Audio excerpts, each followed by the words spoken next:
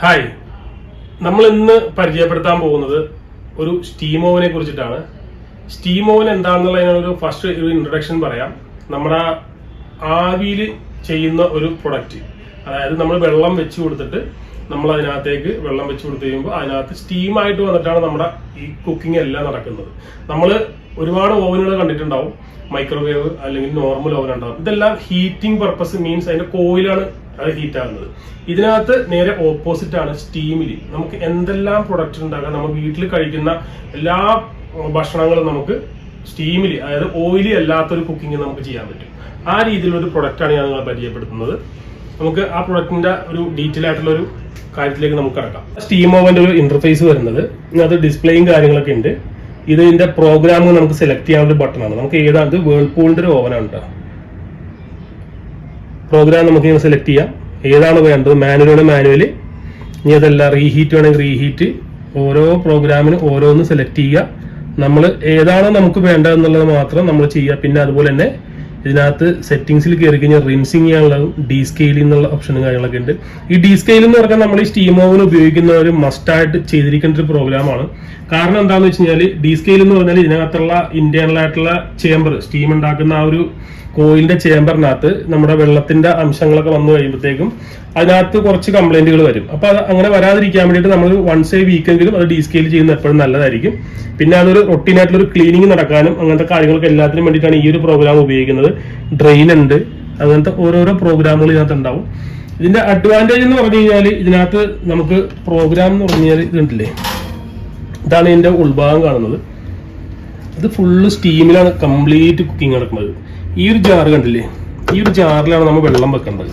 വെള്ളം നല്ല ആറോ വാട്ടറോ വെക്കാനായിട്ട് നമ്മൾ സാധാരണ പൈപ്പിൽ നിൽക്കുന്ന വെള്ളമൊന്നും ഡയറക്റ്റ് കയറ്റുന്ന കാര്യം ഈ ഒരു വെള്ളത്തിലാണ് നമ്മൾ ഇതിനകത്ത് വെക്കുന്ന ഫുഡെല്ലാം നമ്മൾ മേക്ക് ചെയ്യുന്നത്. ഇത് നേരെ തിരിച്ച് അതേപോലെ തന്നെ കറക്റ്റായിട്ട് അതിൻ്റെ ഉള്ളോട്ട് കയറ്റി. അത്ര നമുക്ക് അതിനകത്ത് പണിയുള്ളൂ. പക്ഷെ വേറെ കാര്യം എന്ന് വെച്ചാൽ ഇതിനകത്ത് കുക്ക് ചെയ്യാന്ന് പറഞ്ഞാൽ നമുക്ക് എന്ത് വേണം ചെയ്യാം. പുട്ടുണ്ടാക്കാം, ഇഡ്ഡലി ഉണ്ടാക്കാം, അതുപോലെ തന്നെ കേക്ക് ഉണ്ടാക്കാം, കേക്ക് ബേക്കിംഗ് ചെയ്യാം, സ്റ്റീമിൽ ചെയ്യാം. പിന്നെ അതുകൂടാതെ ഇതിനകത്ത് നമുക്ക് ചിക്കൻ, ഫിഷ്, മീറ്റ് എന്ത് വെള്ളം നമുക്ക് പുഴുങ്ങി, അതായത് നമുക്ക് പുഴുങ്ങി കഴിക്കേണ്ട എല്ലാ ഐറ്റംസും നമുക്ക് ഇതിനകത്ത് ചെയ്യാം. വേറെ മറ്റുള്ള കാര്യങ്ങളൊന്നുമില്ല, നേരെ ഡയറക്റ്റ് സ്റ്റീമിൽ ചെയ്യാം. എപ്പോഴും ഹെൽത്തി ആയിട്ടുള്ള ഫുഡാണ് സ്റ്റീമിൽ കഴിക്കേണ്ടത്. പിന്നെ ഇതിനകത്ത് നമ്മൾ നേരെ ഇത്രയും കാര്യങ്ങൾ മാത്രം ചെയ്താൽ മതി. ഇതിന് ശേഷം നമ്മളെ ഈ ഒരു പ്രൊഡക്റ്റ് എന്ന് പറഞ്ഞു കഴിഞ്ഞാൽ നമ്മളെ ഗൈഡ് ചെയ്തോളും. നമ്മൾ എന്തൊക്കെ ചെയ്യണം, ടാങ്ക് ഫില്ല് ചെയ്യണമെന്നുണ്ടെങ്കിൽ അതിവിടെ നമുക്ക് ഡിസ്പ്ലേയിൽ കാണിക്കും. ആ ടാങ്ക് ഫില്ല് ചെയ്യുന്ന സമയമാകുമ്പോഴത്തേക്ക് അത് ഫില്ല് ചെയ്ത് കൊടുത്താൽ മാത്രം മതി. പിന്നെ വെക്കുന്ന ഭക്ഷണം വെക്കുക, നമ്മൾ ആവശ്യമുള്ള പ്രോഗ്രാം നമുക്ക് സെലക്ട് ചെയ്യാം. നമുക്ക് ഓരോന്നിനും ഓരോ പ്രോഗ്രാമാണ്. അതായത് ഇപ്പം ടൈം നമ്മളിവിടെ സെറ്റ് ചെയ്ത് ഒരു ടിക്ക് ബട്ടൺ ഉണ്ടാവും, നമ്മൾ സെറ്റ് ചെയ്തിട്ടുണ്ട്. സെറ്റ് ചെയ്ത് കഴിഞ്ഞാൽ പിന്നെ ഉള്ളത് ഇവിടെ ഒരു സ്റ്റാർട്ട് ബട്ടൺ ഉണ്ട്, ഇവിടെ റിവേഴ്സ് ചെയ്യാനുള്ള ബട്ടൺ ഉണ്ട്, ഒരു പോസ് ബട്ടൺ ഉണ്ട് ക്യാൻസൽ ചെയ്യാനുള്ള. ഏതെങ്കിലും ഒരു പ്രോഗ്രാം നമുക്ക് വേണ്ടാന്നുണ്ടെങ്കിൽ നമുക്ക് ഈ ഒരു ബട്ടണിലേക്ക് ക്യാൻസൽ ചെയ്യാം. ഇത് ആ ഒരു പ്രോഗ്രാമിന് ബാക്കിലേക്ക് അടിക്കാനുള്ള ഒരു ബട്ടണാണ്. ഇത് ഏത് പ്രോഗ്രാം ആയാലും നമ്മൾ ഡബിൾ ക്ലിക്ക് കൊടുത്തിട്ട് നമ്മൾ കൺഫേം ചെയ്യണം. ഇത് സ്റ്റാർട്ട്. ഇതെന്ന് പറഞ്ഞു കഴിഞ്ഞാൽ നമുക്ക് ടെമ്പറേച്ചർ, ടൈം കാര്യങ്ങളൊക്കെ സെറ്റ് ചെയ്യാനുള്ള ഒരു ബട്ടണാണ്. ഇതാണ് ഇതിന്റെ പ്രോഗ്രാം ബട്ടൺ. അപ്പൊ ഇത് ഫസ്റ്റ് തിരിക്കുമ്പോഴത്തേക്കും തന്നെ ഇതിനകത്ത് വേൾപൂളിന്റെ ഒരു എംബ്ലം വരും. അത് 6 സെൻസ് ആണ്. അതിനകത്ത് തന്നെ ഒരുപാട് ഐറ്റംസ് കാണിക്കുന്നുണ്ട്. കേക്ക്, പോൾട്രി, മീറ്റ്, അങ്ങനെ ഒരുപാട് ഐറ്റംസ് ഇതിനകത്ത് കാണിക്കുന്നുണ്ട്. നമുക്ക് ഏതാണോ വേണ്ടതെന്ന് വെച്ചാൽ അത് സെലക്ട് ചെയ്യുക.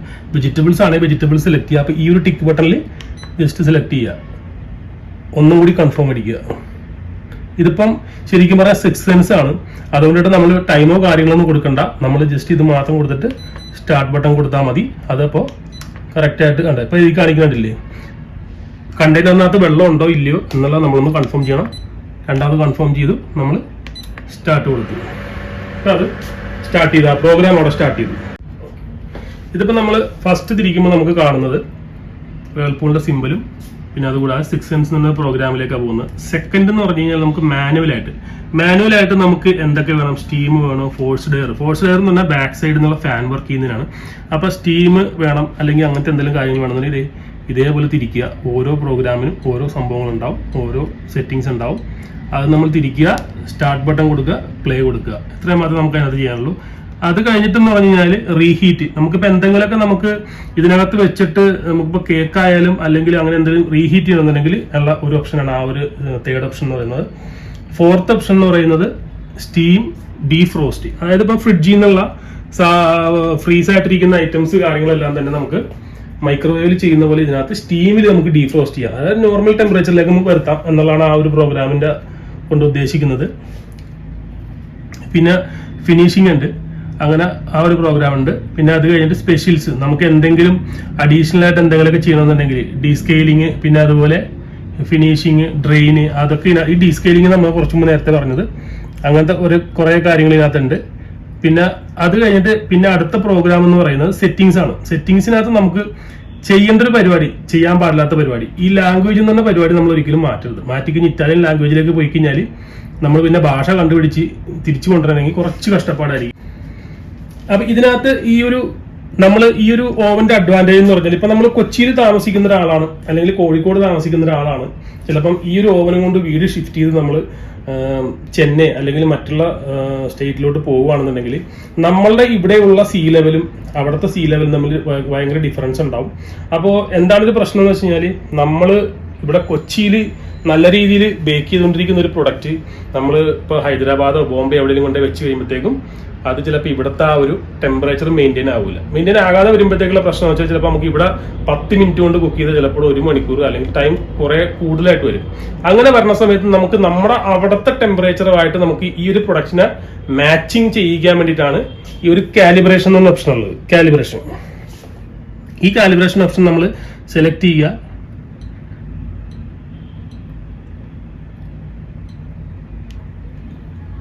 കാലിബ്രേഷൻ ഓപ്ഷൻ ഉണ്ട്. ഇത് നമ്മൾ ജസ്റ്റ് ഒന്ന് ക്ലിക്ക് കൊടുക്കുക, വെള്ളം ഉണ്ടാകുന്ന നോക്കുക, ചെക്ക് ചെയ്യുക, പിന്നെ ഒന്നുകൂടി കൺഫേം ചെയ്യുക. അപ്പോൾ ടൈമും കാര്യങ്ങളും വരും.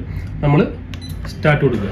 അപ്പോൾ അതവിടെ കാലിബ്രേഷൻ അവിടെ നടന്നുകൊണ്ടിരിക്കുകയാണ്. അതായത് നമ്മളുടെ ഇവിടുത്തെ ലെവലിനെ അപേക്ഷിച്ചിട്ട് നമ്മൾ അവിടെയുള്ള ആ ഒരു ടെമ്പറേച്ചറിലേക്ക് നമ്മൾ ഈ ഓവനെ റീസെറ്റ് ചെയ്യുന്ന ഒരു പരിപാടിയാണ്. ഇത് നമ്മൾ ഓവൻ ഷിഫ്റ്റ് ചെയ്യുന്ന സമയത്തോ അല്ലെങ്കിൽ ഇടയ്ക്കിടയ്ക്ക് നമ്മൾ ചെയ്യുന്നത് നല്ലതായിരിക്കും. അപ്പോൾ ഈ ഒരു സ്റ്റീം ഓവനെ കുറിച്ച് നിങ്ങൾക്ക് ഏകദേശം ഒരു ഐഡിയ കിട്ടിയെന്ന് ഞാൻ വിചാരിക്കുന്നു.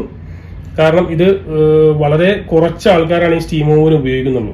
റെയറായിട്ട് മാത്രം ഉപയോഗിക്കുന്ന ഒരു പ്രൊഡക്റ്റാണ്. ബാക്കി എല്ലാവരും ഉപയോഗിക്കുന്നത് ഹീറ്റിംഗ് വഴി ഉപയോഗിക്കുന്ന, അതായത് ഹീറ്ററാണ് അതിനകത്ത് വരുന്നത്. ആ ഹീറ്റിംഗ് ഓയിലിന്റെ ചൂടിനനുസരിച്ചിട്ടാണ് വർക്ക് ചെയ്യുന്ന ഓവനാണ് കൂടുതൽ ഉപയോഗിക്കുന്നത്. അപ്പൊ ഇങ്ങനത്തെ ഒരു പ്രൊഡക്റ്റും കൂടി നമുക്കുണ്ട് എന്നുള്ള നിങ്ങളെ ഒന്ന് മനസ്സിലാക്കാൻ വേണ്ടിയിട്ടുള്ള ഒരു വീഡിയോ ആണ്. അപ്പൊ ഈ ഒരു വീഡിയോ നിങ്ങൾക്ക് ഇഷ്ടപ്പെട്ടു എന്ന് ഞാൻ വിചാരിക്കുന്നു. ഇതുപോലുള്ള നല്ല നല്ല വീഡിയോകൾ ലഭിക്കുന്നതിന് വേണ്ടിയിട്ട് എൻ്റെ ചാനൽ ഒന്ന് സബ്സ്ക്രൈബ്, ലൈക്ക് ചെയ്യുക, സപ്പോർട്ട് ചെയ്യുക. താങ്ക്